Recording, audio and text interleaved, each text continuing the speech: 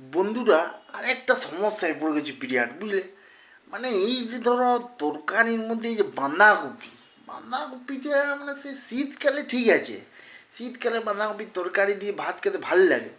তখন 30 টাকা, 35 টাকা, 40 টাকা কিলো নেয়। হ্যাঁ, তখন বাঁধাকপিটা আনলে মানে মনে ভর্তি লেগে যে বাঁধাকপির তরকারি দিয়ে ডাল দিয়ে মেখে ভাত খাবো পোস্ত দিয়ে। কিন্তু ওই বাঁধাকপিটাই যে মানে এমন বাঁশ দিয়েছে, মানে তুমি চিন্তা করবে না। এখন বাঁধাকপিগুলো 5 টাকা করে, 7 টাকা করে বিক্রি করে দিচ্ছে। দিয়ে পরে এখন মানে সবজির দোকানে গেলেই মা যাচ্ছে বা বউ যাচ্ছে, সেই 5 টাকা করে বাঁধাকপি দুটো করলেই চলে আসছে।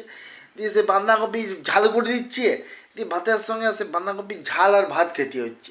মানে এত সময়টা মানে এমন হয়ে গেছে না, মানে চিন্তা করবে না। সে মাঝে মাঝে মনে হচ্ছে নিজেকে গরুর মতো লাগছে। মানে এই যে বাঁধাকপিগুলো খেলে মনে হচ্ছে ঘাস খাচ্ছি। ছিবড়ে ছিবড়ে বাঁধাকপি, আর ভালো লাগছে না খেতে। ইয়াদিকে বলতেও পারছি না, বললেও শুনছে না।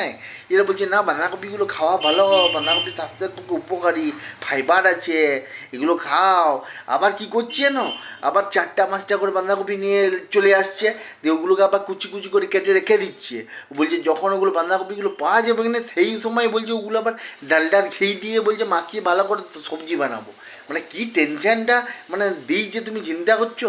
মানে বাঁধাকপি সেই যে নভেম্বর মাস থেকে শুরু হয়েছে, এখনও চলছে। আবার মানে ভবিষ্যতে বর্ষাকাল পর্যন্ত আবার খাওয়ার জন্য সেগুলো আবার রেডি করে রেখে দিচ্ছে। মানে এটার থেকে আমি কী করে উপায়, কী উপায় পাওয়া যাবে তোমরা একটু বলো দেখিনি আমাকে। আর ভাল লাগছে না, বাঁধাকপিটা তৃতীয়া হয়ে গেছে, তৃতীয়া।